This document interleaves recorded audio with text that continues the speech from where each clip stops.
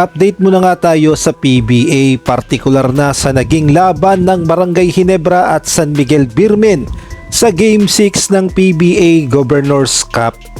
Narereklamo kasi yung shot clock sa crucial fourth quarter. Ayon na nga yan mismo sa head coach ng San Miguel na si Coach George Galent na tila ba'y nagkaroon ng pagkakamali.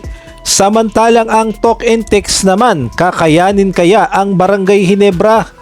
Dahil alam naman nating lahat na wala na si Mikey Williams. Ngunit bago yan, pakipindot naman ang like, subscribe at ang notification bell para updated ka sa lahat ng aking ina-upload. At kung gusto mong magpa-member sa aking channel ay pindutin mo lamang ang join at automatic ka na sa mga shoutout. At shoutout muna nga tayo sa aking mga members na sila Tirso Maceda Tirs, Nel Herbito, Jenna Domingo, Giovanni Francisco, Marlo Bongalbal, Chodoro Alonso, Mario Martir, Ronald Berbosidad, Sobeba La Maldita, Catherine Vigilia, Jobel Orot at isang malaking shoutout din kila Kuya Moto TV at si Jamie Amadar. Nagkaharap na nga kagabi ang Barangay Ginebra at San Miguel Birmen sa Game 6 ng PBA Governors Cup at masasabi nga nating napakaganda talaga ng naging laban ng dalawa. Ang San Miguel Birmen nga ay gusto pang i-extend sana sa Game 7 ang laban at gusto nilang makapasok din naman sila sa finals ng Governors Cup, kaya nga lang ang Barangay Ginebra ay desidido at punong-puno ng fighting spirit at hindi nga nila pinaporma ang kanilang sister company, kaya naman ang naging resulta, ang Barangay Ginebra ang papasok sa finals ng PBA Governors Cup.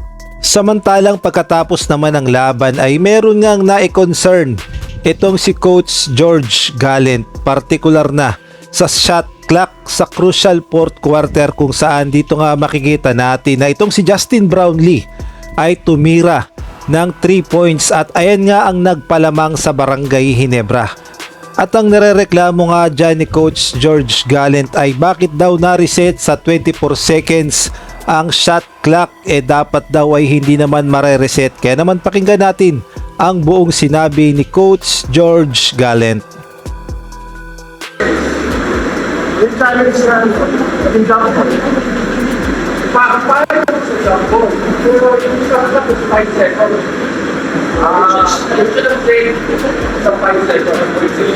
5.6. You were na ako. But the shot ball just takes 5 points. To get the ball, it's 94. They get the ball 5. You should press the grounding.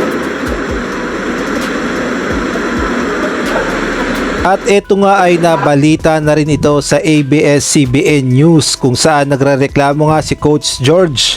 At ang sabi nga dito ay bakit daw kasi na-reset sa 24 seconds possession.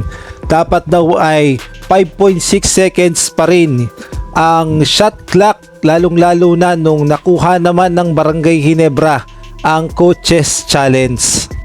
Kung kayo naman ang tatanungin, lalong-lalo na yung mga nakapanood sa last 2 minutes ng fourth quarter, mali ba na nireset sa 24 seconds ang shot clock at hindi na lamang pinagpatuloy ang natitirang 5.6 seconds at nakakuha pa ng momentum si Justin Brownlee at nakatira pa ng 3 points? Kaya naman yan ang narereklamo ni Coach George Galent.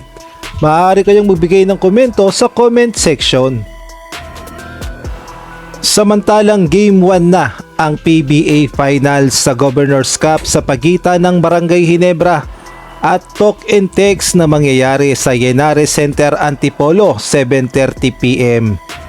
At dito na nga magkakaalaman kung sino nga ba ang makakabuena mano sa Game 1 ng Finals. At alam nating lahat na ito na ang part 2 ng paghaharap ng Barangay Ginebra at talk and text dahil nagharap na nga sila noon sa 2023 Governors Cup, kung saan tinalo nga ng talk and text ang Barangay Ginebra. Ang naging issue kasi doon ay na-food poison si Justin Brownlee at ang talk and text naman ay merong Ronde Hollis Jefferson at meron pang Mikey Williams.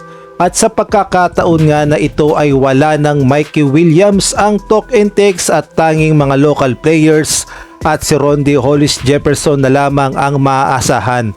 At masasabi nga nating malaking bagay talaga ang pagkakaroon ng isang Mikey Williams dahil masasabi nating para na rin itong pangalawang import ng talk and text at ito talaga ang naging factor ng talk and text upang tulungan na matalo ang Barangay Ginebra at makuha nga nila ang kampyonato sa Governor's Cup. Kaya naman malaking kawalan talaga na wala na si Mikey Williams sa talk and text at ang bali-balita pa nga ay nililigawan ito ng Converge at ay na rin yan mismo kay Snow Badwa.